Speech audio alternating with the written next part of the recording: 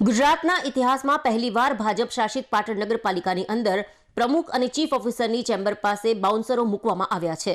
ખરેખર ભારતીય જનતા પાર્ટીના શાસકોએ પાટણ નગરપાલિકાની અંદર અને પાટણ શહેરમાં એવા કયા કામ કર્યા છે જેના કારણે અહીંયા બંને ઓફિસો આગળ બાઉન્સરોની નિમણૂક કરવી પડી છે કે પછી અંદરો અંદરની લડાઈના કારણે ક્યારે કોઈ જૂથ પર હુમલો ન કરે તેના માટે બાઉન્સરોની નિમણૂક કરવામાં આવી છે એ એક મોટો પ્રશ્ન છે। પાટણની શહેરના લોકો ખૂબ શાંતિપ્રિય લોકો છે। પોતાને પ્રાપ્ત થયેલ અધિકાર અને મળેલ હકોના કારણે પાટણ નગરપાલિકાની અંદર ભારતીય જનતા પાર્ટીના શાસનમાં સ્ટ્રીટ લાઇટ બાબતે ઉભરાતી ભૂગર્ભ ગટરની સમસ્યા બાબતે, ગંદકી બાબતે, તૂટી ગયેલ રોડ રસ્તા બાબતે અવારનવાર પાટણના પ્રજાજનો રજૂઆત કરતા હોય છે। તે માટે થઈને બંને ઓફિસો આગળ બાઉન્સરોની નિમણૂક કરવામાં આવી છે।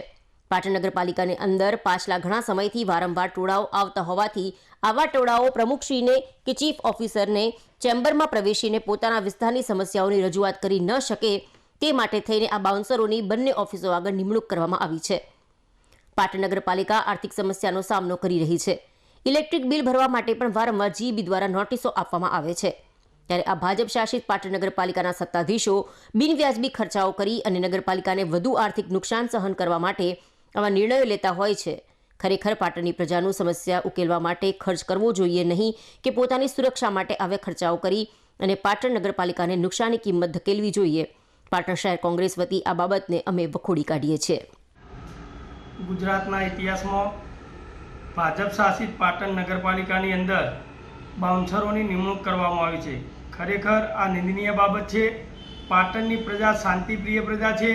પોતાના હક અને અધિકાર પરત્વે પોતાની રજૂઆતો જેવી કે સ્ટ્રીટ લાઇટ સંબંધિત હોય, ઉભરાતી ભૂગર્ભ ગટરની સમસ્યા હોય, ગંદકી બાબતની હોય, રોડ રસ્તા તૂટી ગયેલા હોય એ બાબતની સમસ્યા હોય, આ તમામ બાબતોને લઈને જ્યારથી આ ભાજપ શાસિત પાટણ નગરપાલિકામાં ભાજપનું રાજ આવ્યું છે ત્યારથી હંમેશા ટોળા જઈ અને પોતાની રજૂઆતો કરતા હોય છે।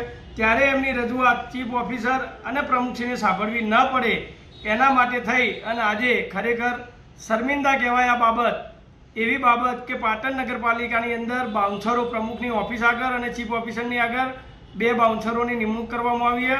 ખરેખર આ બાબતને અમે પાટણ શહેર કોંગ્રેસ પ્રમુખ વતી વખોડી કાઢીએ છીએ। પાટણ નગરપાલિકા દેવાના ડુંગર નીચે દબાયેલી છે।